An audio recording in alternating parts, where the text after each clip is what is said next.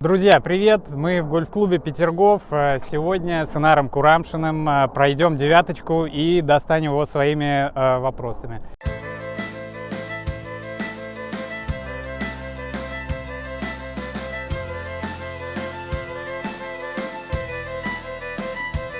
Инар, привет! Рад тебя очень видеть. Юра, хочется обнять, но... Рад видеть, Юр, просто не могу дождаться. Это очень круто, что ты приехал. Мне кажется, это очень интересный новый проект. И желаю тебе сразу, сходу, с первого шага большой удачи. Спасибо большое. Вопросов много, играть мы еще не начали. О твоем детстве. Ты долго жил в Испании и познакомился с гольфом именно там. Как это вышло, расскажи.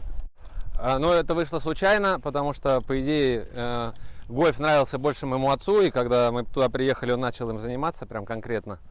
А я как бы ударился совсем другое, там, в картинг, да, мне очень нравилось на картингах гоняться. Ну и отец как бы в какой-то момент сказал, что если я не попробую гольф, то картингов больше не будет. И вот как-то так он меня закружил, и я с ним съездил, один раз попробовал, и в принципе, можно сказать, что в картинг больше не вернулся. И вот такая вот любовь с первого взгляда, наверное. Профессиональный путь, я не знаю, когда он начался, да, но он начался самостоятельно, потому что как бы играешь, и тем более, когда играешь с ребенком, в какой-то момент ты понимаешь, что ты постоянно с этим делом связан, и в какой-то момент ты начинаешь первые работы там на том же гольф-поле получать. Так что можно сказать, что в том первом клубе, в котором я начинал играть, там как раз я и получил свою первую работу в гольфе. И это, конечно же, было драйвинг рейндж, собирать мячики, ну и, соответственно, вся вот эта вот история. Сколько лет ты в итоге прожил в Испании? В Испании я прожил 10, 12, 14 лет. 14 лет. Да. Ты сам говоришь и думаешь внутри себя, прокручиваешь диалоги на русском или на испанском? А слушай, ты знаешь, сейчас уже как-то случается, смотря где я нахожусь. Если я там, скажем, 2 месяца поживу в Испании, то я начну думать по-испански. Если я здесь, то я думаю по-русски.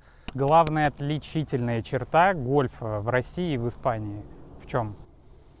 Ну, я думаю, в возрасте. Гольф здесь молодой вид спорта, да, здесь 30 лет гольфу, а в Испании ему более около 100 уже, да, поэтому как бы это просто более, скажем, опытная страна в этом смысле, и как бы с опытом много что меняется. То есть если здесь до сих пор как бы на гольф смотрят как на тот спорт, который недоступный какой-то там, он такой весь специальный из себя, да, то есть даже можно сказать скучный, кто-то может так подумать, да, то там это уже все пройденный этап, там уже все там этих поняли. Стереотипов нет. Ну, там уже стереотипов нету, там все поняли, что это такое, и любой, кто начинает играть, со временем понимает, что это все, да, такой же спорт, причем очень, очень спортивный, скажем, да. Ты думаешь, чтобы ушли эти стереотипы из России, нужно просто время, нужно ждать? Я думаю, что только время, да. Сколько сотен лет? Сотен лет. У нас 30 лет, молодой, уже достаточно развитый спорт в России, да. Наша чемпионка, там, Маша Верченова, да, она уже на Олимпийских играх, на первых, которые были вот в Рио, да, но они были не первыми, но вот возвращение гольфа в олимпийский спорт. Она уже там, она смогла установить олимпийский рекорд. Ну, то есть, как бы, это не то, что мы только что совсем начали, да, то есть, как бы, большой путь пройден, и поэтому я думаю, что еще 20-30 лет, и как бы картина изменится радикально. Мы подошли к Ти, это 10-я лунка, правильно? Да, 10-й лунки. Да, 10-я лунка. Почему мы проходим вторую девятку именно, а не первую? А первая просто сейчас там много народу играет, можно сказать, поэтому мы просто на второй сегодня будет поудобней. Будет проще, если все-таки я, как дотошный кедди, не буду подавать тебе клюшки, ты будешь брать сам. Ну ничего себе. Ну да. Как назовешь, так и поплывет, да? То есть как бы дотошный, так дотошный.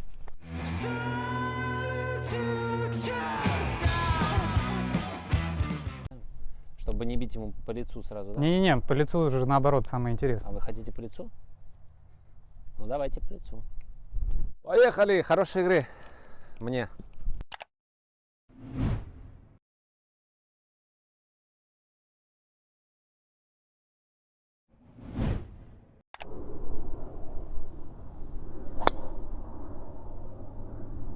Вамос! Какой у тебя рекорд по дистанции? Так, последний официальный рекорд было открытие сезона 2 года назад В нашем клубе проходил чемпионат Европы по Longest Drive. Вот приезжали вот чемпионы, ну то есть все, кто играет в официальном туре по Longest Drive. Это же вообще, можно сказать, отдельная дисциплина. Там специальные клюшки, там и даже не обязательно, чтобы человек, который там выступает и показывает хорошие результаты, он был хорошим гольфистом. Так оно в принципе и было. Мне дали возможность поучаствовать, и как бы вот там я поставил свой рекорд, это было 377 ярдов. Там, по-моему, вообще был поставлен рекорд, в принципе, какой-то. Был побит европейский рекорд по Longest Drive 443 ярда, и ударил их немец Робин Ховард. А это правда, что, знаешь, как в футболе фристайлеры, которые умеют всякие трюки и финты делать с мячами, они чаще всего на поле ничего показать не могут? Можно ли сказать, что с лонгест-драйверами такая же история? Типа они круто бьют вдаль, но в короткой игре они такое себе. Ну, оно, в принципе, так и сложилось. Мы же как сделали? То есть приехали ребята, и мы их попросили, чтобы они с нами сыграли турнир. Были, конечно, от членов клуба намеки на то, что как бы у ребят очень все хорошо с длинными клюшками, а вот с короткими, конечно, сложнее. Вернемся к испанской теме. Тебе знакомо понятие «испанский стыд»? Испанский стыд. Испанский стыд — это когда тебе, делал что-то не ты, но тебе стыдно все равно. То есть стыдно за другого человека. Слушай, нет, не знакома такая история. Наверное, это придумано здесь, в России. Ну да, естественно. Конечно, потому что испанцы особо не стыдливый, по-моему, народ. Они достаточно легко относятся к жизни. Я в последний раз испытывал этот стыд, когда зашел в ваш Инстаграм и увидел видео из серии «Петергоф скучает» или что-то такое. Слушай, было ощущение, что видео смонтировал чей-то ребенок, принес родителям показать какой-то черновой вариант, назвал проект «Мои видео» и в бесплатном редакторе, без удаления водяных знаков, с наложением эффектов листопада зачем-то, снегопада или дождя, и решил это вот выложить в официальные соцсети как бы молодого, современного, динамично развивающегося клуба. Вот я испытал испанский стыд, хотя я к этому вообще никакого отношения не имел. Это ты мне для того, чтобы объяснить, что это такое, да? Да. Ну понятно. Теперь я понял, значит, вот оно что. Не испытывал ли ты подобных эмоций, когда просматривал это видео, и видел ли ты его вообще? Я видел видео, да, и... слушай, это было сложное время, это был карантин, да, всем было плохо и скучно, и грустно, поэтому даже видео были, видишь, такие грустные. Но самое главное, что все это прошло уже. И так, ребят, я быстро посчитаю здесь дистанцию. 1, 2, 4 плюс. Чем надо бить? 120, у нас 125 до начала грина, 140 по ветру. Да, по ветру, это в самом конце грина, да? Кеди советует девятку. Кеди советует девятку. Девятку можем перебить далеко, там сзади делать нечего, в принципе. Попробуем, может быть, на центр грина сыграть пичом.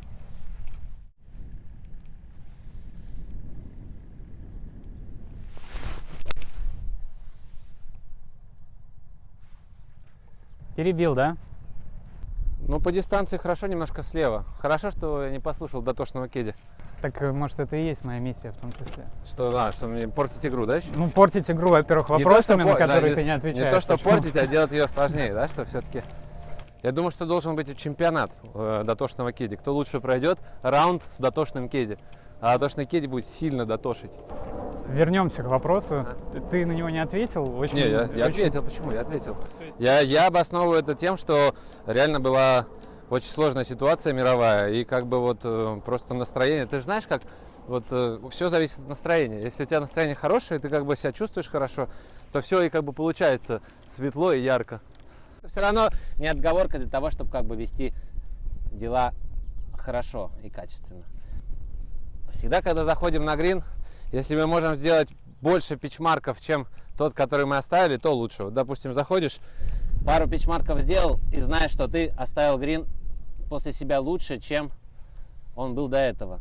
Ну и, конечно, самое важное, чтобы пичмарки заделывать внутрь, а не наружу. Много раз видишь, как люди делают вот так вот и потом пытаются вытащить вот это наружу. Нет, нам надо это наоборот как бы прятать и с боков подогнать землю вот сюда. Таким образом он легче закроется и быстрее заживет. Но это пич. Ага.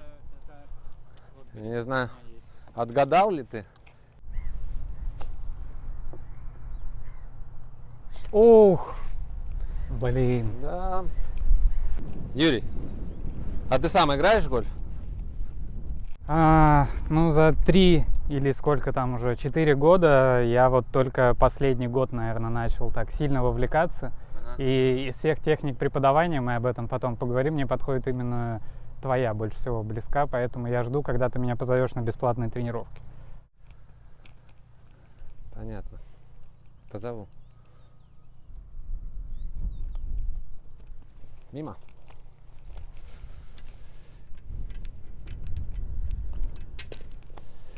Так. Что у нас? Дотошное начало. Боги.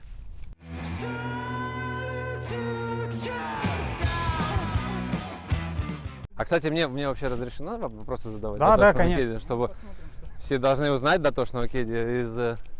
Сейчас, в конце концов, если ты начнешь задавать слишком дотошные вопросы, мы переведем интервью в другую сторону. Да, пожалуйста, мне скрывать нечего, я готов поделиться. Записал, Боги, да? Да. Вот. Да нормально. Лучшее начало.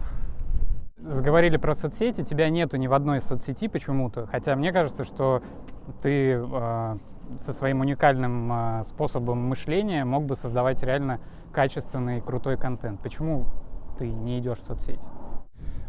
Я сам себе задаю, если честно, иногда этот вопрос, но как бы просто, наверное, потому что это занимает слишком много времени. Я вот занимаюсь управлением гольф-поля и там преподаю, да, то есть мне нравится развитие гольфа самого по себе, да, но вот именно соцсети — это определенная работа, и чтобы сделать ее качественно, надо этому посвящать время, которое, ну, как бы я... Ну, ты просто не хочешь тратить на... Да, наверное, так. Хотя я понимаю, я понимаю, насколько это сегодня, да, то есть серьезно. Может быть, даже, знаешь, это из-за того, что как бы нет определенного своего проекта уже сформированного в голове. У меня есть свои идеи, да, которые там я формирую. Вот как только вот она придет в жизнь, и тогда уже придется развивать что-то свое, да, ну, то есть какую-то маленькую ячейку там внутри этого большого мира гольфа. Вот, наверное, тогда и начну. Ну, это все надо отработать, и точно перед тем, как ты что-то выкладываешь туда, все равно как бы хочется, чтобы это что-то было продумано, и это несло какую-то Не как цель. во времена карантина, вот у нас, ну, да. Петергоф получается. Да, вот именно, да, заметил. Поехали. Ну что, можно, да? Да. Ты дотошный.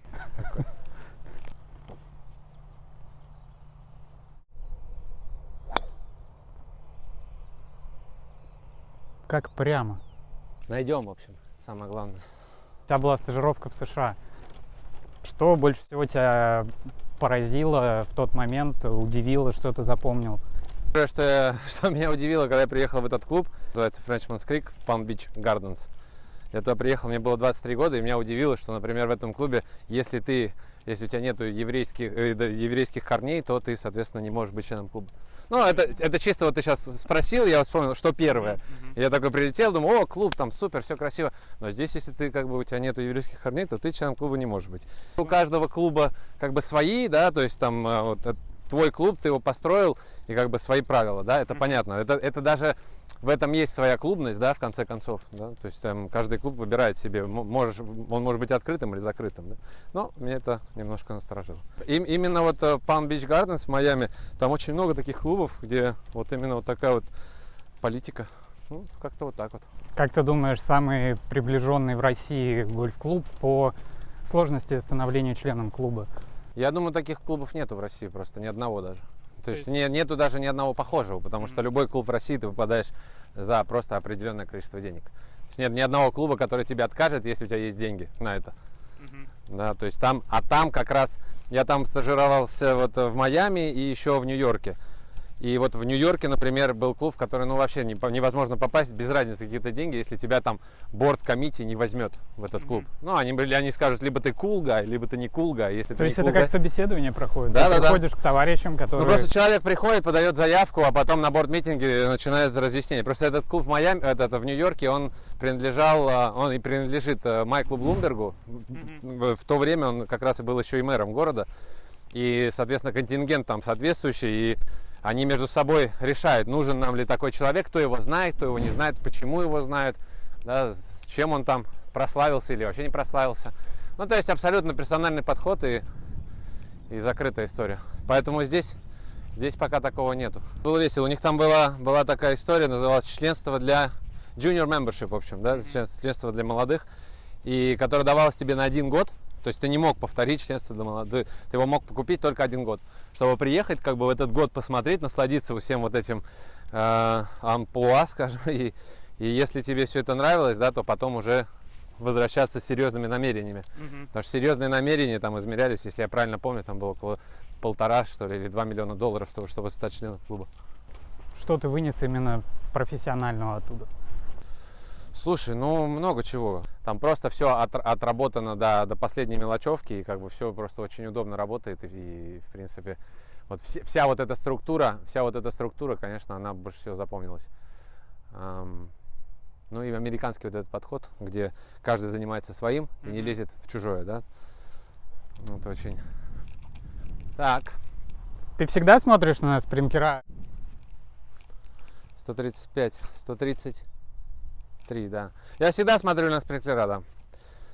Даже если у меня есть, скажем... Кеди, который все знает. Кеди, который все знает. И дальномер. Все равно почему-то... Потому что в этом есть ритуал, в этом есть какая-то... То есть ты не спешишь ударить удар, ты пришел, и ты не сразу побежал его делать, да? То есть ты как бы берешь какую-то паузу, пришел, посмотрел, как лежит мяч, сходил туда, посмотрел, сколько там спринклер, ты на него сходил, посчитал. И это создает некую рутину, которая как бы, ну, может быть, успокаивает перед ударом. Круто. Угу. Так, ну попробуем.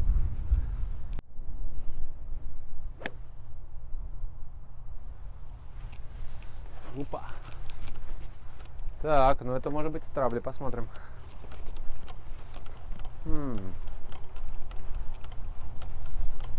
Придется поискать.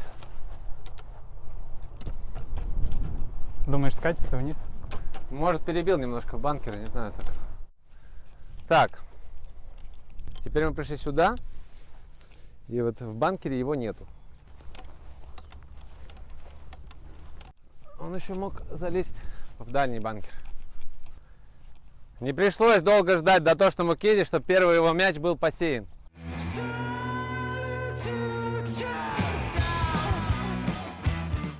Так, мяч мы не нашли, что надо делать? С учетом того, что мы били вон с той стороны, мячик летел вот так вот, приземлялся он где-то вот здесь вот и закатывался вот сюда. Ну, примерно вот здесь, наверное, мы его и сбросим по новым правилам с уровня колен. А 2 клюшки ты откуда-то отступал? Ну, я просто сделал меньше, чем 2 клюшки, чтобы не раскладывать их.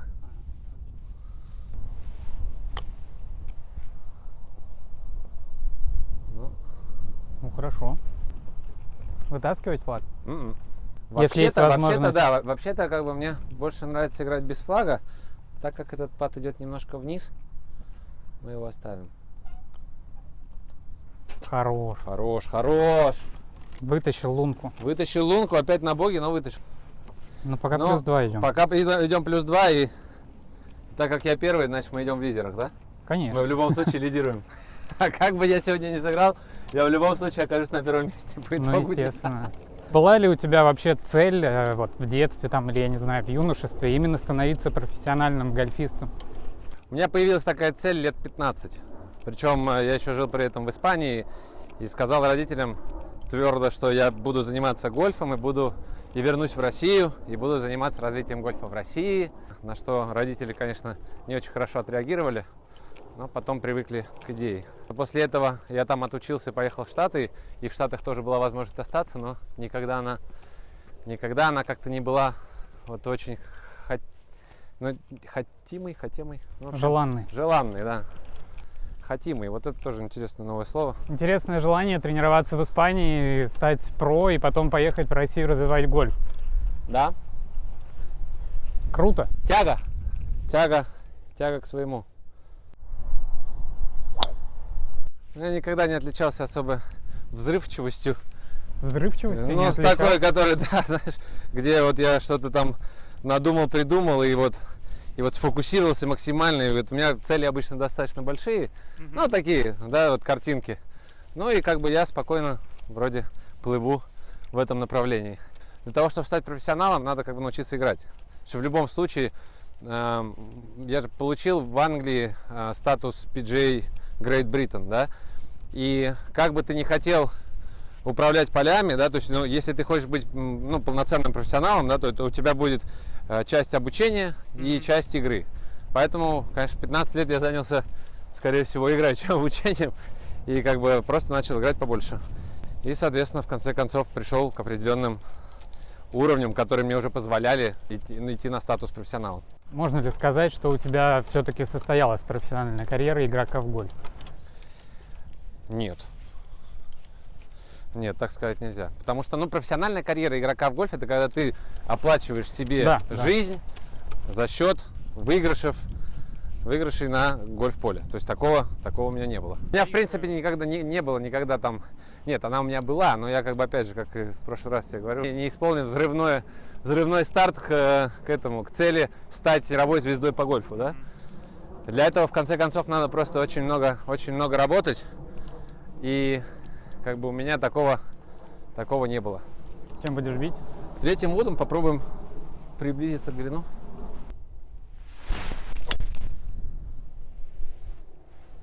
Это называется слайс или нет? Или это... Это называется пуш. Пуш. Это когда чуть-чуть вправо. Это когда мячик выходит прямо, немножко направо, но без эффектов. То есть он пошел вправо и как бы по прямой линии шел вправо. Такой был план? Нет, такого плана не было. План был ударить немножко левее флага, да, чтобы он скатился туда, но он вылетел немножко направо. Нравится ли тебе тренировать в итоге? Да, очень нравится. Наверное, как с любой работой. Ну, не с любой, потому что мою работу я люблю. Не у всех есть такая, наверное, удача. Не все так как-то попадают именно в это направление. Но я свою работу очень люблю. Иногда, конечно, ты думаешь, вот, там сейчас 6 часов тренировок. Ну, бывает, что хочется заняться чем-нибудь другим. Но потом, когда ты приходишь на тренировки, и когда ты видишь, что там, ты помогаешь людям, это получается, входишь в кураж, и реально вот, как бы, проходит вот эти 6 часов, и ты как бы наслаждаешься всем этим моментом, да, ты живешь с учеником, ты переживаешь каждый его удар, ты в своей голове проматываешь все, что он думает, то есть это достаточно интересный процесс. Ну, как и любая работа, да, то есть ее надо делать, да, и, в принципе, в этом и сложность. Твоя техника преподавания очень отличается от всех других, с которыми я сталкивался. И мне лично она, ну, как философия, очень близка. Если вкратце, это против всяких углов, положений рук, линий четких и так далее. Больше все-таки основано на чем-то духовном и таком философском, что ли, отношении. Но когда я там общаюсь на эту тему с другими гольф-про, они немножко скептически к этому относятся. Расскажи про свою технику. Ну, для того, чтобы как бы относиться к ней скептически, ты должен понимать, о чем речь, да. А я, в принципе, как бы не с многими профессионалами обсуждал этот вопрос, да. Ну, то есть с моим любимым Стивеном Дандесом, с которым я долго работал, и мы остаемся просто в великолепных отношениях. Это вот гольф-директор гольф-клуба Петергоф. Человек, который играл на мастерсе, выиграл British Amateur. Ну, то есть человек, который в гольфе реально много чего прожил. С ним, конечно, у меня были там большие, жаркие дискуссии там на эту тему. Он как раз за вот это вот все. Нет, он как раз, ну, не то что критиковал, но то есть как бы мы реально обсуждали разницы, да. То есть он что-то понимал, что-то не понимал. То есть если ты спросишь, например, у Стивена, да, про эту технику, то он тебе даст более емкий этот ответ, чем скептик. Да, он тебе скажет, что в этом как бы он поддерживает, что не поддерживает. Он не может не поддержать все, потому что там очень много чего как бы очень сильно приближается. Можешь рассказать вкратце основные принципы? Ну, вот. Основные принципы — это в гольфе есть базовые элементы, которые называются грип, ball position, позиция мяча, там, да, стойка. Вот эти все вещи, для того, чтобы они были правильные, я предлагаю определенную пошаговую систему, когда ты выстраиваешь свое тело за 3 шага. Да? Причем это ничего нового, это ничего такого какого-то странного. Это, в принципе, делает абсолютно каждый гольфист. Это ультра старая система, она ей 100 тысяч лет, и все так делали. Это когда ты прицеливаешься к мячику одним ударом. Ну, давай я тебе быстренько покажу. Давай. Это когда ты прицеливаешься к мячику одним ударом, то есть ты встаешь напротив мяча. Опять же, вот для того, чтобы... Вот ты говоришь про линии и про духовность, да? То есть здесь есть обе. Здесь есть и линии, причем линии как бы это главное. Духовность это... Ну, они, наверное, 50-50, скажем, да. И ты смотришь линию подхода, встаешь на перпендикулярную линию, оттуда делаешь подшаг, где ты отмеряешь, это называется отмерка. Ты отмеряешь позицию, да, ты отмеряешь, вот, насколько ты далеко отмечаешь. Если у тебя клюшка будет длиннее, то ты встанешь вот так вот. Да, то есть, соответственно, здесь ты выстраиваешь угол спины, дистанцию между собой и мячом, потом ты перешагиваешь левой ногой перпендикулярную линию удара, выставляешь следующую ногу так, чтобы вот эти были параллельны, да, и в конце концов ты получаешь идентичную позицию каждый день. Вот это самое главное. То есть, как бы говорил Джек Никлаус, 99% результата зависит от того, что у тебя позиция одинаковая каждый день. Если ты позицию меняешь каждый день, потому что ты подходишь по ощущениям, да, то и, соответственно, ты повторять движение не сможешь. Поэтому здесь шаги подготовительные к удару, они просто создают рутину, где у тебя постоянно неизменные углы, как раз углы. Ну, ты просто этим не грузишь на этапах обучения, по крайней мере, может быть, на начальных. Ну да, я просто объясняю, что надо делать шаги, понимаешь, и как бы для того, чтобы ты точно вставал одинаково. То есть здесь это процесс математический, а потом у тебя уже есть духовный. Когда ты делаешь математику, да, то есть это ты выставляешь всю свои позиции, да, твой разум расслабляется, потому что понимаешь, что ты что-то сделал для того, чтобы сделать хороший удар.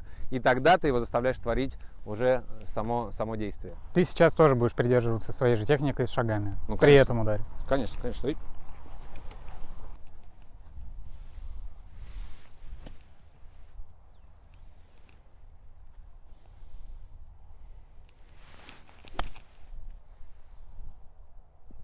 То есть это просто определенная рутина. Рутина есть у всех. Если взять футболиста, например, который бьет по футбольному мячу, он всегда он отмеряет шаги. Это 1, 2, 3, 1 в бок, это Криштиану Рональдо, правильно? Ну вот. А Бекхэм как делал? Делал 1, 2. Да, правильно? И там даже движение рук, оно... Ну да, у него там движение. Но имеется в виду, что он всегда отмеряет. Если ты прыгаешь в длину, ты тоже будешь отмерять шаги для того, чтобы как бы не думать потом, когда прыгать. Дальше подключается уже скорее там психология и вот эта рутина, которую ты должен соблюдать, чтобы все у тебя было нормально. Суеверия какие-то, может быть, у спортсменов. Ну да. Как Надаль через линии прыгает. Да. Но это уже дополнительные какие-то штучки. Но в принципе, я как бы не то что делю, но в моем подходе есть вот эта математическая, скажем, составляющая, где ты точно вымеряешь свои позиции, ну и духовная составляющая, где ты расслабляешься для того, чтобы получить максимальный приятный удар без напряжения на мышцы, для того, чтобы твой гольф был на века, скажем, да? Ну, звучит все очень круто.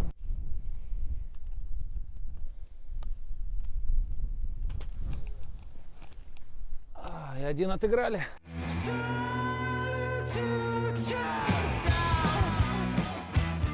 Какой у тебя рекорд этого поля? 70, минус 1, в общем. Продолжая вопросы про технику, это так осколками до меня долетело, но, по-моему, вы все-таки реализовали эту идею Максима Левушкина, экс-тренера гольф-клуба Петергоф. Сейчас он в московской, да, школе гольфа преподает. Да. Вы научили по этой технике попадать по мячу даже реально слепого человека. Да. Расскажи, что это за проект, как это случилось, как вы нашли этого человека? Максим у нас человек такой, очень, он энтузиаст, он обожает гольф, ему нравится все, что с этим связано, и любит интересные проекты такие, да, то есть челленджи, скажем. Да. Мы когда были на каком-то мероприятии выездном в каком-то порту в Питере, это был фестиваль мини-куперов, мы в какой-то момент заскучали, был какой-то перерыв, и Максим начал через воду бить туда к кораблю. И потом он решил, что это недостаточно круто и надо усложнить. Завязал себе глаза и с закрытыми глазами пытался там, мы какие-то пометки себе находили. И реально все у него получалось, попадал, публика была в восторге. Максим тоже сам на энтузиазме.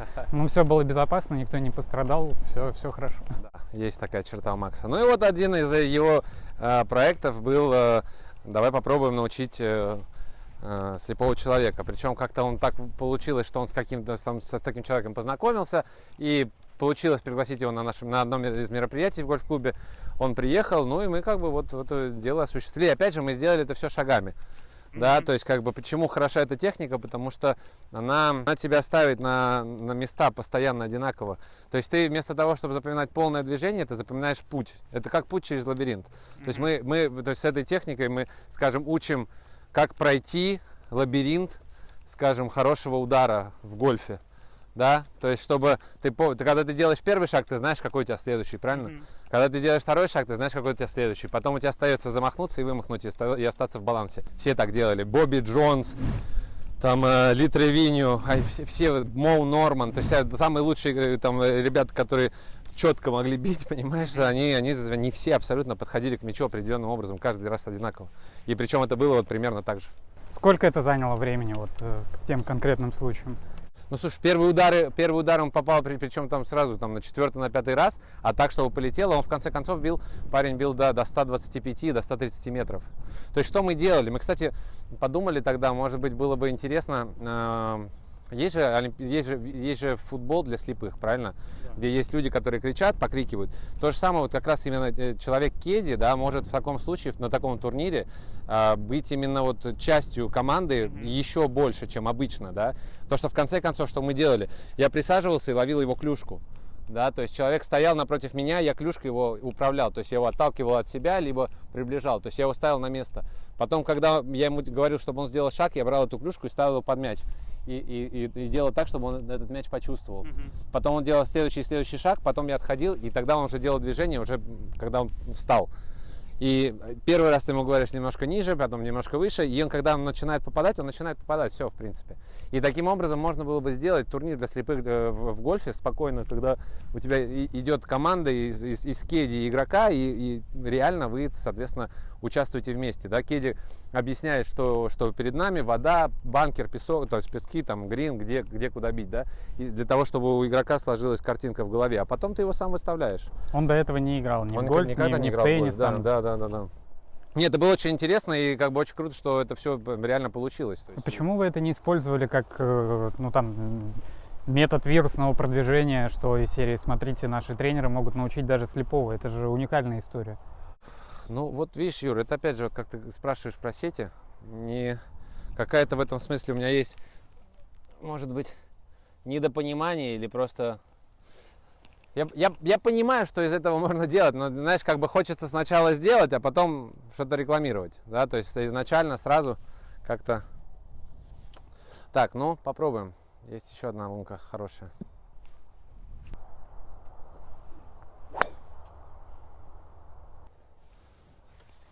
Наверное, я просто не умею пользоваться вирусностью. Знаешь, вот это. Вы же придумали вирус.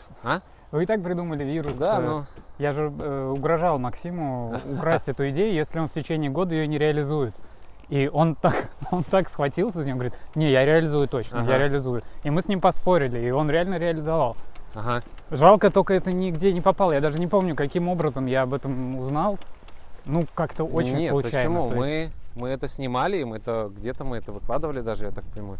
Ну, ты прикинь, тут даже слоган не надо придумывать, научим слепого играть, попадать по мячу. Тут, конечно, вопросы этические, но все равно. Юр, вот как хорошо, если бы ты присоединился к нашей команде. И вот своим, ты знаешь, я тебя очень люблю и уважаю. Не только просто какой-то человек, просто близкий, но и за твое творчество и за твой подход.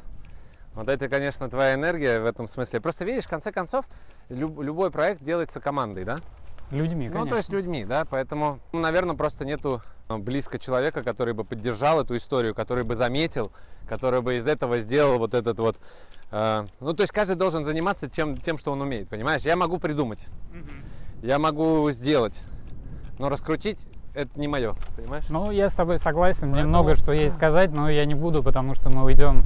Совсем в дотошность, совсем в дотошного, совсем в Кеди, да. Ты сейчас гольф-директор Петергофа. Что входит в твои обязанности? Объясни для тех, кто вообще первый раз слышит такую должность, что ты делаешь? Ну, во-первых, это обучение, ну и, соответственно, создание программ обучения. Обучаю, то есть не только я, но и тренера, которые здесь работают. Совместно мы создаем специальные программы для новичков, для старичков, в общем, для всех, кто играет. Да? Каждому нужно свое, и это вот одна часть, да, это именно гольф-академия. Второе – это турниры. Турнирные сетки, проведение турниров, создание этих мероприятий, создание форматов для этих мероприятий, поддерживание эти мероприятия интересными для публики, потому что, ну, в конце концов, играть одно и то же постоянно неинтересно, да, ну, то есть как бы надоедает, но надо это всегда постоянно обновлять. Ну, конечно же, много писем и работы за компьютером по охотам, по всяким делам, которые, ну, в конце концов, это же хозяйство, посмотрите вокруг, это целый парк, который тоже хочется постоянно изменять. Но где-то ты хочешь придумать новую позицию тишки, да, где-то ее построить, где ты хочешь какой-то мост, где-то ты хочешь, ну, то есть чисто вот развитие клуба, да, со стороны как поляны, да, как и, соответственно, клуба. Разрабатываются программы лояльности с другими клубами. Управление жизнью клуба. Что ты делаешь? Да, надо прочистить немножко, видишь, дотошного кеди нету обычно. Дотошный кеди клюшки просто не чистит, видите? Был бы он недотошным, почистил бы. Просто таким образом немножко сложнее остановить мяч, когда он приземляется на грине. Как красиво.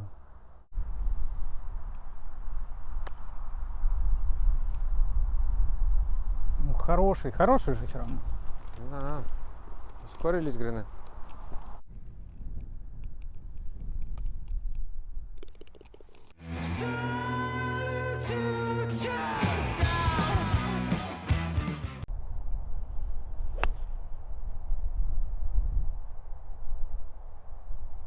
Красава!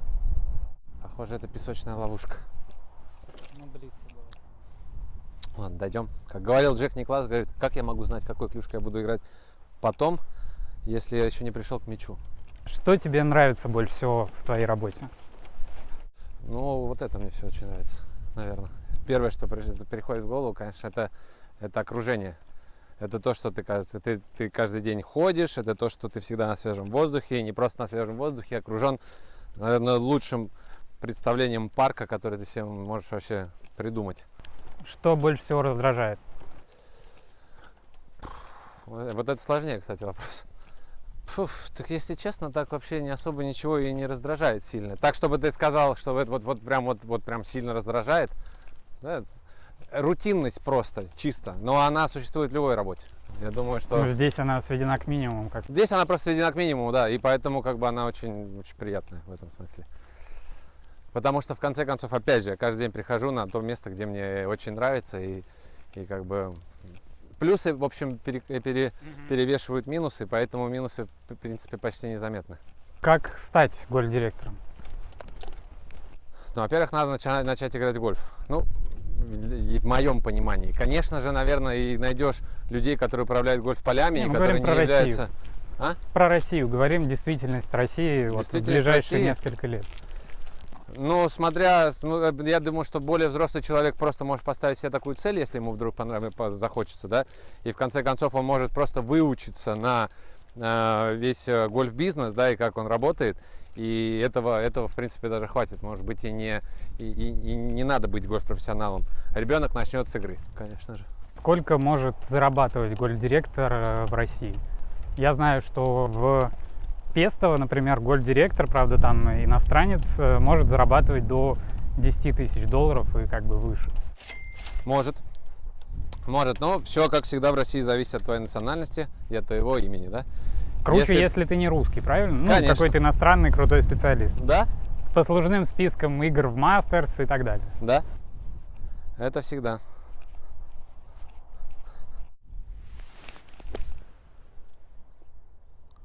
Стой. Стой! Ну, банкер, что ты заделаешь киди-то? А где грабли-то? Сейчас принесем тебе грабли. Сколько это может приносить в месяц работа гольф-директором какого-нибудь российского гольф-клуба? От 150 до 400, я думаю. До 500, наверное, даже. Ну, то есть русской национальности. Да.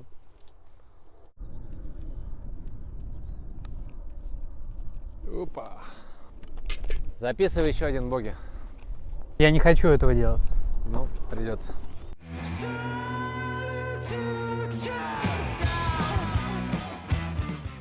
Карандашом игру не исправить. Гольф же очень честная игра считается. Очень честно. Ты когда-нибудь приписывал себе, точнее наоборот, списывал удары? Ну, в детстве, может. В детстве, конечно, да. Да, в детстве, по-моему, все это делали. Мы, в принципе, всегда с этим борешься. В детстве есть такая история, что тебе очень надо отчитаться перед папой, понимаешь? И как бы, и причем, я думаю, просто максимальное количество детей, почти все, наверное, это делают чисто из-за этого. Пока не понимают, что папа все равно все знает, папу не обмануть, и, соответственно, ты начинаешь это дело прекращать. Скандальная история была, да, в клубе, когда приехали дети, был турнир официально, это еще в Испании был. И был официальный турнир, и там целый, там, даже по командам, что ли, это было. И там приписали себе все просто сильно, так что прям турнир, неправдоподобно. Турнир отменили вообще, как бы результаты даже не вбивали потом. Говорят, что гольф игра, дорого, все оборудование дорого, членство дорого, все это отчасти там неправда. Я надеюсь, мы рано или поздно там тоже в дотошном кейде развенчаем эти все мифы. Давай на твоем прям примере, сколько стоит твой гольф-шмот. Вот буквально каждую вещь берешь и говоришь, это там стоит столько-то, это примерно столько-то, чтобы мы понимали, дорого это вообще или недорого. Скорее всего, если прямо разбирать прям сегодняшний. Да, прям сегодняшний. Здесь гольф-ботинки, они стоят столько же, сколько и там футбольные бутсы. Вот эти стоят примерно 6-7 тысяч рублей. Штаны Zara, то есть все знают, сколько они стоят. Поло, типа 2000. Поло оттуда же, жилетка из Uniqlo. То есть как бы в гольфе единственное есть как бы тема это вот с воротником, да, что тебе нужен воротник, а воротник есть у любого пола, без разницы, какой ты себе купишь. И также есть тема со штанами, что это не могут быть джинсы, не треники. Поэтому, опять же, любые штаны, в которых ты живешь в своей жизни, они абсолютно под гольф подходят. Поэтому никакого в этом смысле нету сумасшедшего там вложения, да, то есть... Правильно я понимаю, что мои кеды обычно на плоской подошве тоже подойдут как минимум для тренировок? Для начала абсолютно, да, подойдут. Единственное, ты в какой-то момент почувствуешь, что, может быть, тебе надо немножко более шипов. Сцепление. Единственное, если раньше вообще ходили с железными шипами, теперь уже шипы резиновые и как бы почти любые кроссовки подходят. Поэтому насчет одежды вообще, в принципе, это такая же история, это как можно сказать, по улице ходишь. Что по клюшкам? По клюшкам любому человеку, который начинает играть, я советую покупать бэушные клюшки хорошего качества. Потому что можно купить за 30 тысяч рублей полный набор клюшек, которые не хорошие, которые сломаются быстро и как бы которыми ты не будешь наслаждаться. За те же 30 тысяч рублей ты можешь купить себе бренд, первый бренд, скажем, там Callaway, TaylorMade, и которые будут служить тебе очень долгие годы. В конце концов, это кусок металла, когда он сделан хорошо, с ним ничего не случится. Поэтому, опять же, хоккейная экипировка для детей, по-моему, стоит больше, чем как бы подготовиться. Детские клюшки, вообще полный набор детских клюшек стоит там 10-12 тысяч рублей. Детям это хватает примерно на 1,5-2 года. После этого они продают эту же экипировку следующему ребенку, который подходит, и себе покупают новый. Футбольный мяч, например, он разбивается, клюшки не разбиваются. Хоккейные клюшки разбиваются, вот это не разбивается, да, это железо, это оно в принципе, его сломать, если это хорошее качество, это его сложно сломать. Поэтому всегда для первого раза, чтобы начать играть в гольф, я всегда советую покупать бэушные клюшки, и как бы если есть такая нужда по бюджету. Если ты как бы абсолютно безбюджетно к этому подходишь, то, понятное дело, что хочешь, то и покупай. Правильно я понимаю, что на первых этапах, на тренировках тебе выдаст клуб, скорее всего, клюшки? Да, если ты приедешь на тренировку в гольф-клуб, обязательно в эту тренировку ходят мячи на тренировочном поле, а также клюшки. Да, то есть как бы мы полностью оснащаем всю эту историю. Даже если ты возьмешь там тренера, скажем, на 2 часа, и ты захочешь с ним пойти в поле, все равно это будет включать клюшки. А в этом сезоне сколько стоит групповая школа гольфа? Групповая школа гольфа стоит в этом сезоне 15 тысяч рублей. Она занимается 3 раза в неделю, 2 дня среди недели по вечерам, это вторник и четверг, и воскресенье игровой день, когда все члены этой команды, скажем, приезжают и могут поиграть на поле 9 лунок. То есть это 12 тренировок в месяц, если я правильно понимаю? Это 12 тренировок в месяц, да. И тебе все предоставляют? Клюшки? Тебе все предоставляют, да.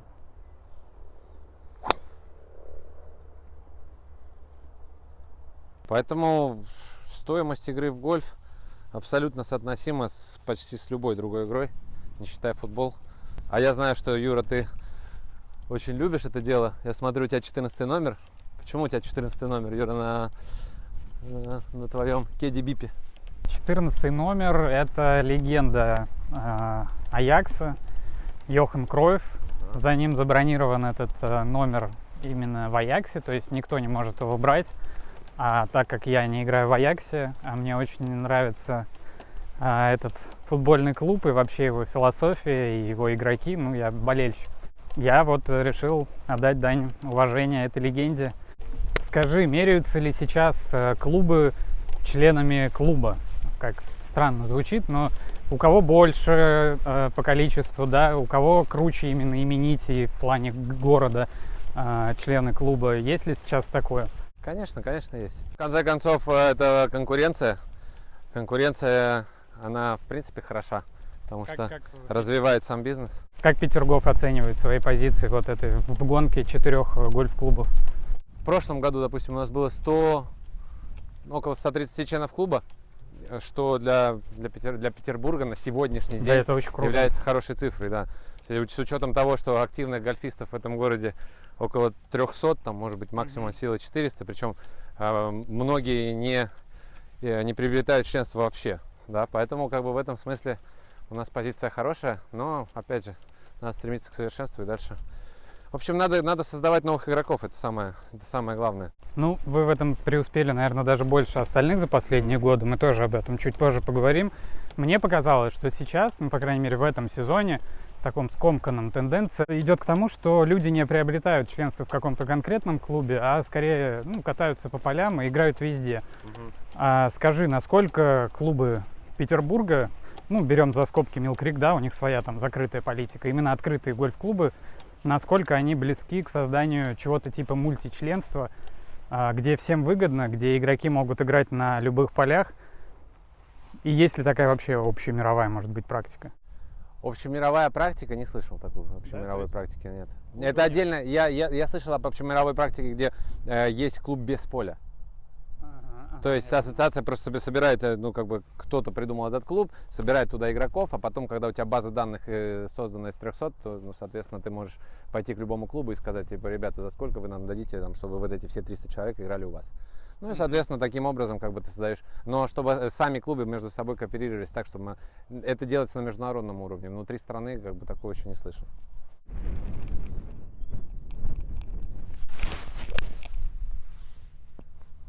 Ваш капитан клуба Сергей Петров. Ага. Он в этом сезоне тоже капитан? Нет.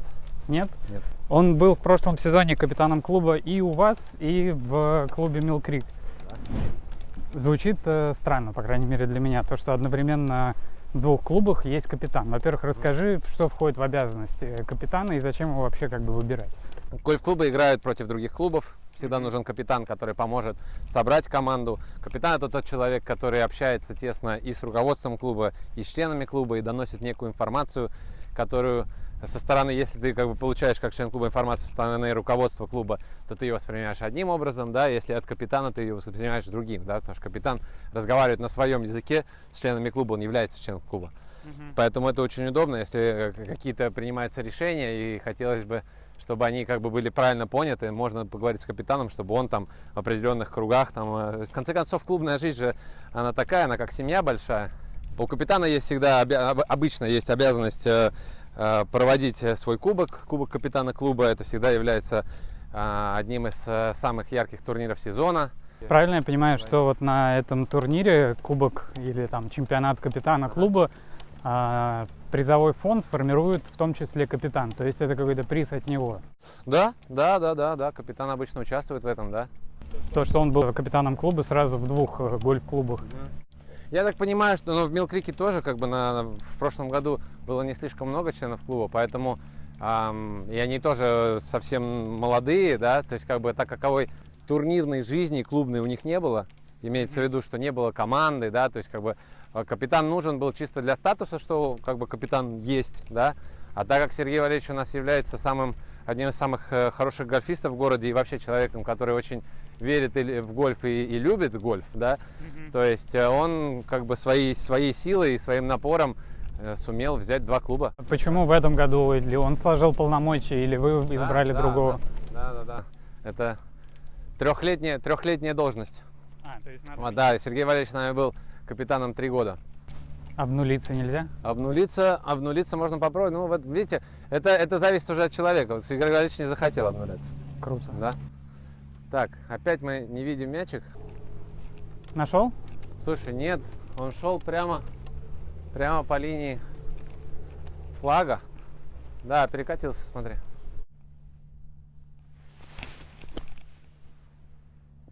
Стой. Стоять!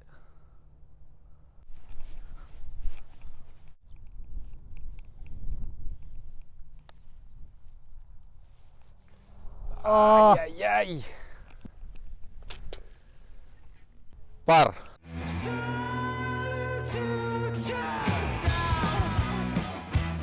У тебя был hole-in-one когда-нибудь? Нет, Нет? нет. Хочется? Очень хочется, просто, ну, прям очень хочется. Но пока не может. Были очень близкие удары к hole-in-one, но hole-in-one так и не случался.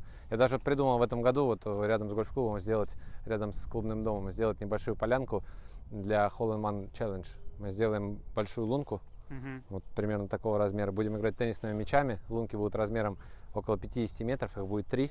Для того, чтобы в любой момент можно было выйти и попробовать сделать свой первый hole-in-one. Ну, дать тебе немножко, так, для разогрева, чтобы после того hole-in-one уже у тебя случился этот. На большом поле. На какой-то лунке есть приз за hole-in-one, если Да. Мы ее не будем проходить. Мы ее будем проходить прямо сейчас. Кто сейчас-то капитан в Петергофе? Вот выбираем. Вот сейчас. На что вы обращаете внимание, когда выбираете капитана клуба? На то, какой пример он может давать другим членам клуба. Наверное, это самое главное. А то, как он там болеет за клуб и всячески его везде... Вот в конце концов все это является определенным просто ядром, где все эти разные моменты учитываются. Насколько он, как он хорошо играет, как он общается с остальными членами клуба, как он себя позиционирует в клубе. Ну, то есть, как бы мы выбираем капитана таким, каким бы мы хотели видеть наших членов, скажем, такого. Вот, кстати, да, hole-in-one prize на этой лунке вы можете выиграть путешествие на двоих на неделю в гостевой дом Ом-дом в Сочи, Красная Поляна. Видите? Вот я написал, да, что для того, чтобы сделать hole-in-one, нужно только одно — верить, что ты это сделаешь. Так что будем сейчас верить. Прайс должно быть написано. Прайс — правильное написание? Нет, не совсем, по-моему, да? Да. Кажется, ага. Ну, мы это не будем вставлять тогда.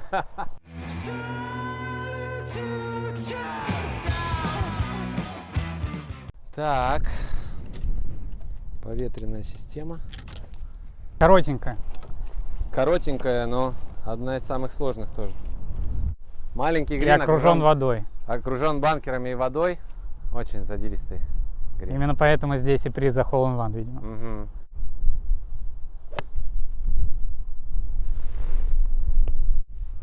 Ну, холл случился, но не тот. Куда ты попал? В воду. Будешь перебивать? Нет, оттуда. И так штраф, да? То есть... Нет, не из воды, не из воды, рядышком сбросим. Ну, то есть, правильно я понимаю, что у тебя сейчас два варианта. Это либо делать со штрафом отсюда, опять же, удар. Да. Либо идти туда по направлению мяча, где он упал в воду, отступать к клюшечке и оттуда играть тоже со штрафом. Все точно. Отлично. Все точно. Но когда ты идешь туда, хотя бы ты оставляешь себе ту дистанцию, которую ты уже выбил. Ну да. Golf Estate. Компания, которой принадлежат 4 гольф-клуба, по последним данным. Сейчас, может быть, больше, я не знаю. Они очень в прогрессии такой, растут очень динамично. Петергоф в Петербурге, Форест Хиллс и Пестово в Москве и Сан-Роки гольф-клаб в Испании. Они не принадлежат. Они управляют. Они управляются Golf Estate. Да, управляющая Golf компания. Estate — это управляющая компания гольф-полями, да, которая вот сделана по примеру. Кстати, очень много таких компаний существует по миру. AMG, Трун. Да, то есть это такая довольно устойчивая схема, которая работает уже очень давно, да. Что они принципиально делают? То есть правильно я понимаю, что есть директора по маркетингу, по продажам, по гольфу на местах. Что делает как бы Golf Estate? Ну, Golf Estate как раз и объединяет клубы. Это, наверное, к тому вопросу, о чем ты говорил ранее. В смысле, общая почта у всех Golf Estate или как они объединяют? Нет, они объединяют в том, что как бы есть привилегии между клубами. Я член клуба Forest Hills, у меня есть привилегии в Петергофе. Да. И, возможно, у тебя будут еще привилегии в Пестово, у тебя будут привилегии там в Сан-Роке в Испании. То есть это просто делает более обширным тот продукт, который ты представляешь в конце концов клиенту. Да, то есть у тебя реально появляются возможности. Так, ну мы ушли где-то вот здесь вот в воду. Как-то шел, примерно сейчас вот через этот банкер. Где-то вот здесь. А ты можешь показать вот прям вот эту вот рутину, когда у тебя мяч улетел, что нужно делать конкретно? Да, вот у нас линия колев, получается, идет. От линии колев мы отбрасываем 2 клюшки, не приближаясь к лунке. То есть здесь получится вот так вот. Маркируем эту позицию, и вот это все место, это там, где мы можем, соответственно, сбросить мячик. Сбрасываем с высоты колен. Колено, да. Вот, остановился. Мяч в игре. А если бы ты сбросил, и он за линию бы опять укатился еще раз? Мы бы сбрасывали еще раз, если бы он еще раз укатился, тогда бы мы уже выставляли руками на ту точку, на которой он приземлился в последний раз.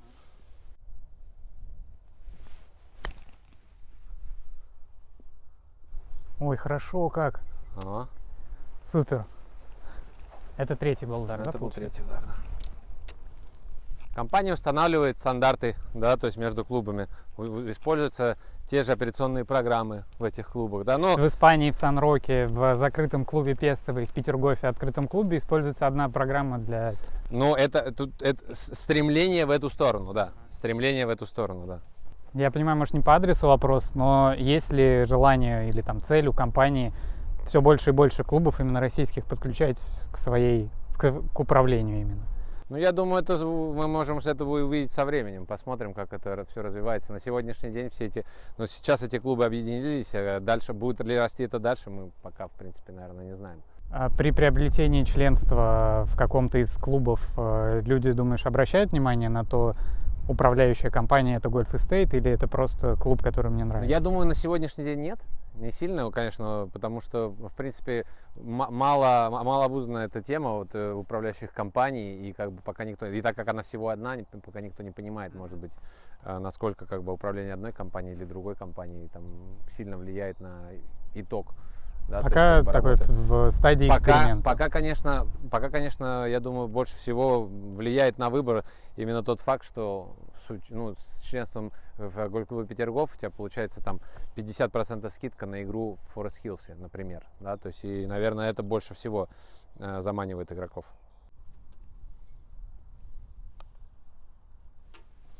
Vamos! Vamos!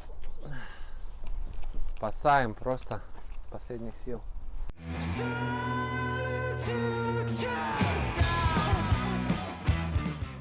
Ты +2 сейчас идешь, да? Угу.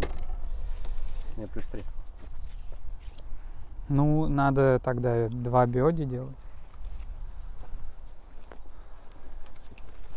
Да? Надо делать 2 биоди. Буквально вчера на просторах нашего мира, так скажем, хотя эта статья была на Golf.ru, был шокирован, когда читал интервью Александра Жучкова. Это было интервью 2017 года, 5 лет Форест Хиллс. И он там говорил, отвечая на вопрос, что ждет новенького членов клуба в сезоне 2017, он говорил то, что нашим гольф-директором станет Инар Курамшин. Такой-то специалист из Пестово, и я был в шоке. Ты мне об этом никогда не говорил, я об этом нигде никогда не читал. Расскажи, это правда, что это такое вообще? Да, это был тот год, когда открывался гольф-клуб Петергоф тоже. Да. У меня была возможность повыситься на должность гольф-директора, и как раз в этом году в Форест Хиллсе уходил Антон Самсонов. И по идее, то есть так как я был выращен, скажем, в Пестово, то по идее я мог пойти... Логичное продолжение, да. Но просто так случилось, что именно Петербург за недлинное количество времени тоже решил открыть именно в этом году. То есть там была такая ситуация, где не было понятно, либо она открывается в этом году, либо в следующем. И так как в конце концов его открыли, мне предложили приехать сюда. Тоже. Хотя мы уже начинали готовиться, в принципе, для того, чтобы я начал работать в Форест Хиллс. Не жалеешь? Не жалею. Потому что, если честно, как бы история с Петербургом давно была. То есть, когда я еще работал в Пестово, почему-то всегда именно светился в моей голове именно Петергоф. да, как продолжение, потому что уже тогда были наметки на то, что все это будет в одной компании, да, то есть будет вот этот Golf Estate и будет объединяться все во что-то, да. Поэтому реально была и та возможность, но вот Петербург почему-то, я даже помню в разговоре с гринкипером этого поля, Родинин Евгений, да, который также работал в Пестово, он работал там главным помощником гринкипера, а я, соответственно, ассистентом гольдиректора. И мы тогда еще когда-то в разговорах задумывались о том, вот как было интересно переехать в Питер. И ты, и Женя сейчас работаете в Петербурге. Да, и вот оно так и случилось. Поэтому я тебе говорю, вот как-то вот плавненько в одном направлении.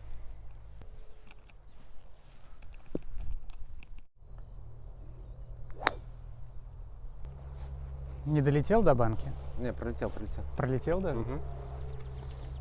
Просто Петербург город специфический, очень интересный.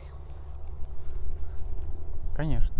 Работая в гольфе в Москве, например, да, так как все поля за городом, а у меня просто по своей истории, да, своей жизни, вот что в Испании, например, нету таких дистанций, нету пробок. Ты никогда не ездишь долго никуда, в принципе, да. Поэтому для меня очень важно, чтобы я находился рядом с работой, да, чтобы это не занимало больше там 30-40 минут. Здесь тебе ехать минут 15, Здесь мне ехать рекорд. минут 15, причем как бы ехать от дома до гольф-клуба минут 15, а до города 30. И соответственно, здесь, когда ты находишься здесь, ты реально живешь именно жизнью Петербурга. Ты ездишь в город, ты как бы там находишься, ты чувствуешь себя ешь шаверму. Ешь шаверму, да, спотыкаешься по ребрике. И заходишь в нефтепарадные. Нефтепарадные, да. И получается, что в Москве, как бы, вот я всегда чувствовал, что я не жил в Москве. Да, я жил в Подмосковье и как бы был рядом с каким-то клубом, в принципе, как и все клубы, которые они там находятся, почти все за городом далеко. Поэтому здесь в этом смысле, конечно, прям другая жизнь. Поле Петергофа строили два разных архитектора. Петергоф преподносит это как некую изюминку, и действительно оно так и есть. То есть две разные девятки. Было ли так задумано изначально вообще? И я смотрел интервью с Михаилом Пучковым для Russian National Golf Center, которых я, кстати, очень люблю, и передаю им привет. Да, это просто... тоже привет. Великолепные ребята вообще. Супер. Они тащат наших детей и не только детей, но, в общем, развивает гольф с того места, откуда надо. Это вот единственный пример идеального маркетинга, диджитала и так далее. У них всегда все аккуратно, всегда все круто. Просто болею за них и каждый чуть ли не день, а я ему об этом сам пишу. Согласен. Всех ребят знаем и плотно общаемся. Так вот, он там рассказывал о том, что Грег Норман начинал строить поле, и цитаты его убрали в какой-то момент. Расскажи, что там вообще было за история. Поле Петергофа очень долго строилось, два разных архитектора. В чем дело? Во-первых, поле Петергофа попало под 2008 год, когда были большие сложности в экономическом плане, и оно поэтому приостановилось. Да? То есть там строительство уже подходило к концу, и там, соответственно, всем стало вдруг очень жестко и не финансовые сложности, да. А с Грегом Норманом другая история, просто, как я понимаю, да, то есть, насколько я знаю, Грег Норман нарисовал на этом куске земли такое поле, где он не смог вставить драйвинг рейндж. Ну, он просто размахнулся, нарисовал поле, когда ему сказали, что ты не забыл, а ты когда у него спросили, где драйвинг рейндж, он сказал, что он сюда не влезает, дайте мне больше земли. Больше земли получить не удалось, и как бы пришлось переделать проект, потому что он сказал, я по-другому не буду подписывать. Поле действительно очень компактное, и ты как гольф-директор про, да, которому нужно размахнуться, постоянно ставишь новые тишечки. Да, поле компактное, но я уверен, что у этого поля есть абсолютно все возможности, чтобы проводить любые турнирные там состязания, то есть любого уровня. Но для этого есть некие моменты, есть необходимое количество метров, да, которые должно быть у поля. Мы совсем близко, у нас уже 6150. Если мы его сможем удлинить еще на 150 метров, этого, в принципе, будет достаточно для проведения абсолютно любых соревнований. И самое интересное, это то, что такое поле, которое находится, оно и компактное, и находится в чертах города. И я даже не знаю, насколько есть другие поля в России, у которых так близко находится аэропорт международный. да, то есть, ну, в конце концов, здесь 25 минут ехать до это аэропорта. очень близко, да. Да, поэтому, как бы, в этом смысле оно идеальное. Если здесь можно еще проводить по техническим характеристикам поля, можно проводить любые соревнования, то, соответственно, ты получаешь очень хороший результат.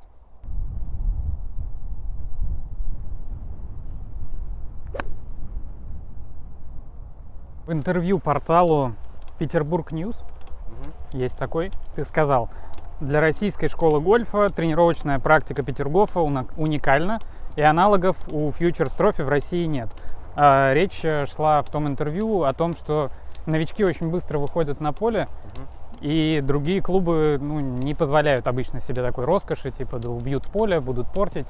Почему Петергоф идет на эти меры, которые, кстати, как мы видим, приносят результаты и реально выращивают новых гольфистов для всего Петербурга? Просто стараемся с первого же дня, как только ты что-то попробовал, да, в конце концов, что здесь надо? Здесь надо просто бить по мячику таким образом, чтобы он двигался вперед.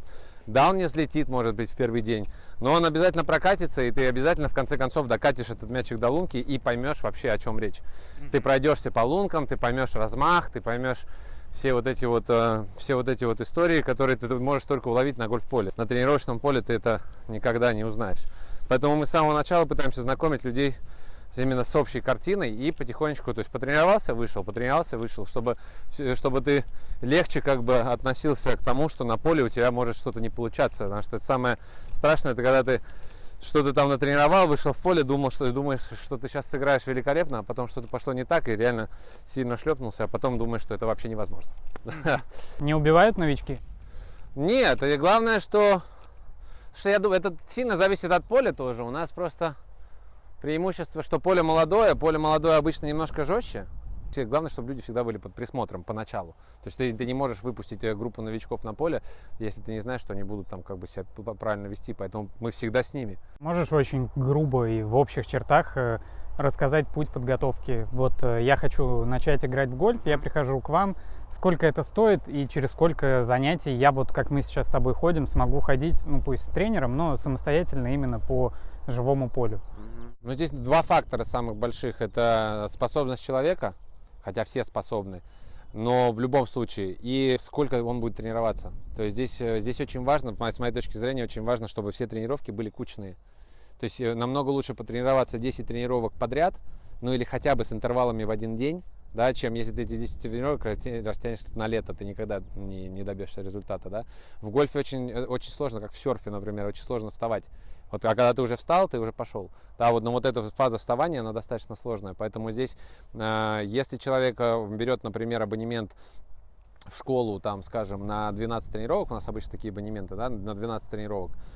Если он берет эти 12 тренировок, скажем, хотя бы внутри там 20-25 дней, меньше, чем месяц, то он за это время сможет пойти в поле. Сколько денег? Это стоит, у нас есть разные программы на это, да, то есть, с разными тренерами, да, то есть, это стоит примерно там от 25 тысяч до 50. И в дальнейшем он может просто самостоятельно играть, чуть-чуть там где-то подсматривать, уже изучать видеоуроки. Он может ходить опять же к нам во взрослую школу гольфа, которая она работает так как для новичков, так и для поддержки своего уровня.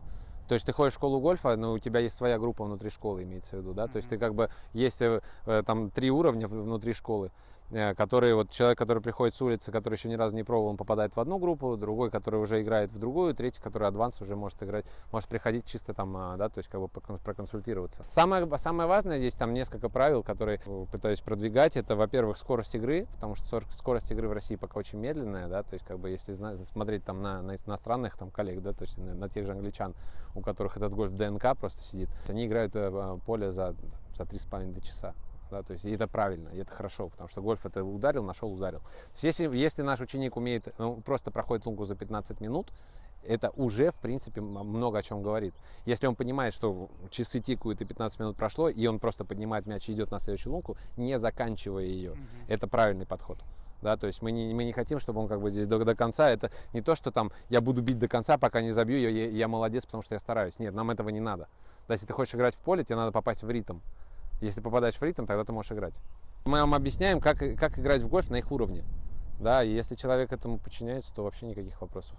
да, и заделать за собой пичмарки, заделать за собой дырки в траве, там, заграбить банкер. Этикет уже, и так в гольфе, кроме того, чтобы знать этикет и его исполнять хорошо и четко, да, тебе больше ничего не нужно для того, чтобы играть и выходить в поле.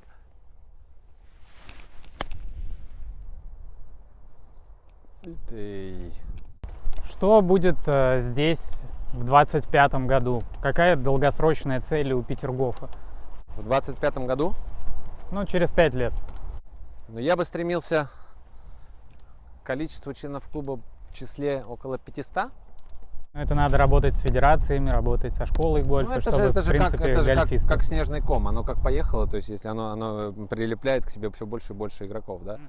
То есть, когда эта традиция. И с другой стороны, тоже на этом гольф-поле есть проект по строительству отеля. И если как бы это все удастся сотворить, то это также разовьет сильно очень это место как точку притяжения просто для города. То есть как бы надо понимать, что если здесь будет такая точка притяжения, то люди могут приезжать сюда не просто, то есть не ради гольфа, но косвенно до гольфа докоснуться, попробовать и также остаться с нами. Да. То есть Грэнк Норман не смог воткнуть драйвинг рейндж, а русские ребята смогли и драйвинг рейндж, и отель, и бассейн, и каток, и все, что хочешь. Вот так вот ты правильно сказал.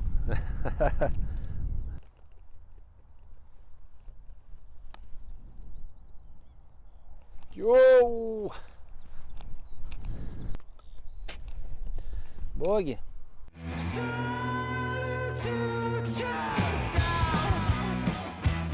У нас сейчас короткие вопросы, никакой западни не будет. Топ-3 поля России, на твой взгляд? Критерии любые, главное объясни почему. Пестово. На первое место? Да. Почему? Не знаю, мне кажется, это просто такое поле, которое ты не устаешь играть и которое достаточно удобно играется. Да, в конце концов, как для члена клуба, да, я думаю, что Пестово, например, это такое поле, которое вот оно прям идеально подходит. То есть оно спортивное, оно живописное, оно достаточно легко ходится, оно достаточно сложное тоже. То есть у нее есть все, что... Ну и, соответственно, просто чисто любовь от того, что я как бы там 4 года проработал и его больше играл. У каждого поля есть свой характер и своя личность, такая история. Наверное, я Пестово знаю больше, и так как я его знаю больше, может быть, оно мне больше... Ну, то есть, чуть ли как не человека, да, то есть это такое просто... Если ты проводишь больше времени с человеком, знаешь, там, ты его лучше узнаешь. То же самое с этим гольф-клубом. Потом на втором месте, наверное, Целеево. Как спортивное сложное поле. Да, конечно, Петергоф вообще не считается. Петергоф это жемчужина. Да, Целеево как спортивное поле.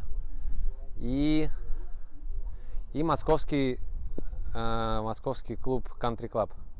Да, потому что такой, он самый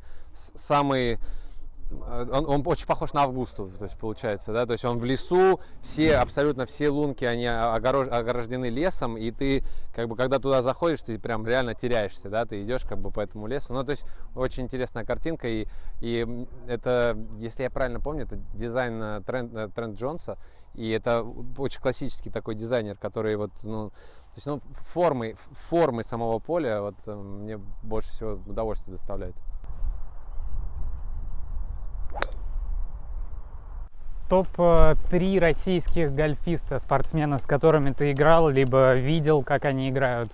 Ну, Мария Верченова. Ты видел вживую, как она играет? Да, мы вместе играли, да.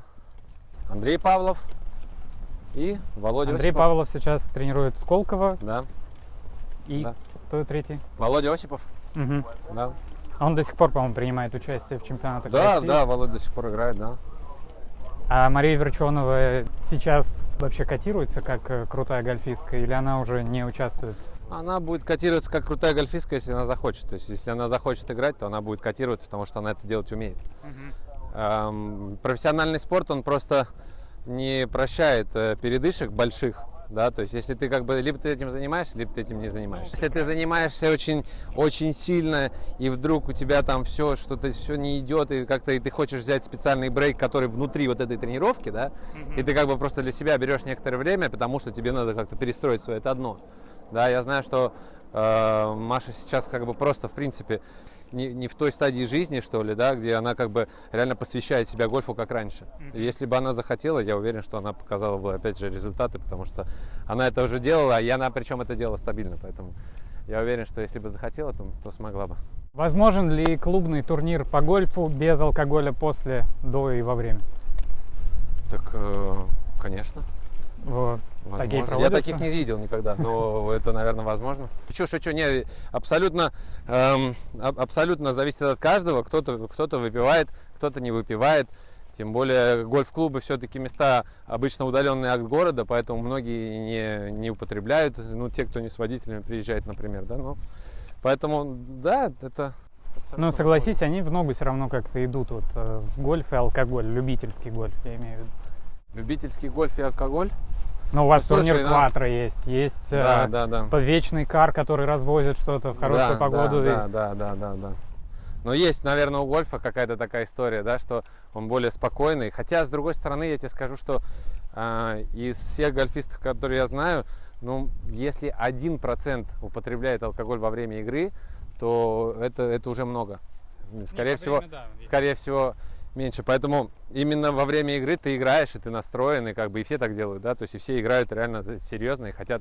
То, что серьезно, ты как бы хочешь максимальную концентрацию, которую алкоголь тебе не позволяет. А то, что ты делаешь после, это, слушай, я уверен, что ты после футбола с друзьями можешь зайти в бар и выпить пиво. Это никак не отличается от другого спорта. В теннисном клубе ты поиграл, наверное, да, тоже вышел потом и также этот...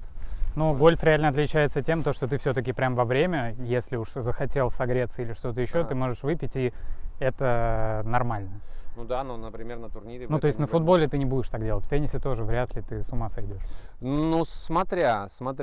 Я думаю, что в футболе, если прям очень холодно, ты против футбола не холодно. Если ты бегаешь какой-нибудь, холодно тебе, скорее всего, не будет. Так, мы в банкере, Юра. Пробуем девяткой. Девяткой? Ты ее будешь сейчас вот прям открывать? Ну, по идее, он должен выйти без этого. С девяткой в руках. Единственное, что лежит не особо хорошо, но посмотрим. Да. Ну, выбил, молодец. Выбил. Это не входило в твои планы по прохождению этой лунки? Не. Ничего страшного. Дай один совет как гольф-про. Короткий, дельный совет именно как гольф-профессионал. Если самый один и самый короткий, соблюдайте баланс после удара. И отсчитывайте 3 секунды, пока вы не расслабитесь. То есть ударил 3 секунды, потом делай, что хочешь? Да. Алкоголь уже можно? Можно, да. Можно и алкоголь. Давайте 52-м попробуем.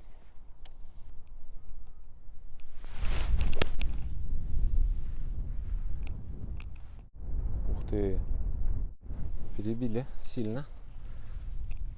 Чем бы занимался, если бы не гольф? Ой, даже не знаю. Серфингом бы не стал профессионально заниматься? Не знаю, нет, наверное. Нет. Я думаю, в общем, я не тот пожиратель адреналина, который как бы может заниматься серфингом на таком уровне. Ну, то есть я это люблю, да, но я как бы не стану рисковать жизнью там, да, ради волны. Хотя, наверное, слушай, это же прогрессивная история. Ты начинаешь, если ты больше и больше времени этому уделяешь, потом ты на это смотришь, опять же, как искусство. Это вообще лучшее, что есть в этой жизни, мне кажется, серфинг. В профессиональной деятельности кем ты себя видишь лет через 10? Ты остаешься в гольфе? В России? В Петергофе? Я точно в гольфе остаюсь. Но имеется в виду профессиональная деятельность по-любому будет связана с гольфом. Но я так думаю, да. То есть с чем-то. Около гольфическим, может быть, это не будет там 100% занятостью, но в каком-то смысле от гольфа, в общем, я уже никуда не уйду.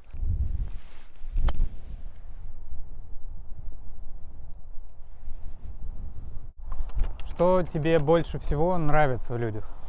Наверное, умение радоваться. Что не нравится? Что не нравится? Ну, наверное, неумение радоваться. Главное в жизни радоваться. Ну, главное в жизни радоваться, да. Главное в жизни, да, то есть уметь наслаждаться моментами. Тебе надо бить прямо в эту лунку. Да, точно, это все-таки кеди.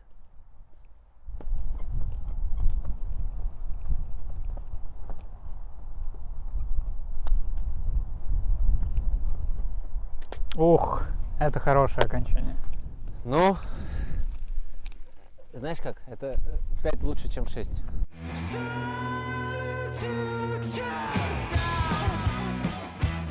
Сказать твой результат? Да, я знаю. Какой? 5.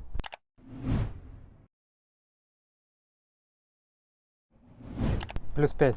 Плюс 5. Последний вопрос.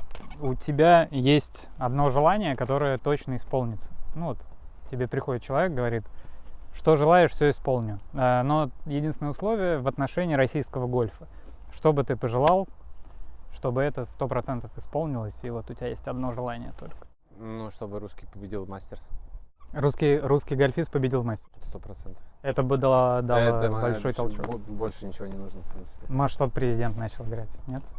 Не настолько это будет круто. Ну, как Трамп.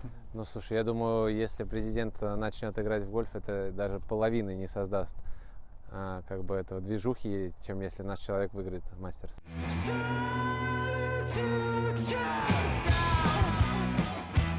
Нам осталось только разыграть подарки. От меня это будет брендированный мячик, вот такой вот сувенир. Возможно, в придачу мы дадим вот эту вот карточку, первую дебютную, легендарную, уже можно сказать, счетную карточку Инара Курамшина. От гольф-клуба Петергоф и от Инары лично будет задание. Участвуйте в нем, и можно будет выиграть бэктег вот такой, именной. Вот такой бэктег, он делается для всех членов клуба, которые с нами уже давно. Но этот мы сделаем для человека, даже если он не член клуба, мы его сделаем гостевым, но вы всегда будете знать, что такой имеют только члены клуба Петергоф. Мы его сделаем именным, и как только мы узнаем имя победителя, мы его загравируем здесь и отправим вам. А также в придачу победителю достанется либо грин-фи в гольф-клубе Петергоф, либо 1 час занятий любого уровня. Если вы еще не играете в гольф. Если вы еще не играете, да. Итак, задание. Как мы говорили, каждый год в гольф-клубе проходят турниры, и как бы турниры есть постоянные, есть те, которые меняются. Так вот, я предлагаю вам придумать тематику гольф-турнира, каким бы вы себе его представляете, чтобы он был веселым, интересным, может быть, спортивным. Любой турнир, который, как вы себе можете его видеть, и мы выберем лучшую идею, соответственно, ее воплотим в жизнь, и вам достанется этот приз, и вы станете победителем первого конкурса дотошного кеди. Да, супер, спасибо. Спасибо за игру. Спасибо за игру. Принять участие в конкурсе можно, написав комментарий под этим роликом. Надеюсь, вы поддержите нашу идею, подобный контент. Нам очень важны любые отзывы. Ставьте, пожалуйста, свои лайки, пишите комментарии, подписывайтесь на канал. Особенно на старте. Это очень важно для любого автора, поверьте мне. Спасибо вам, что досмотрели.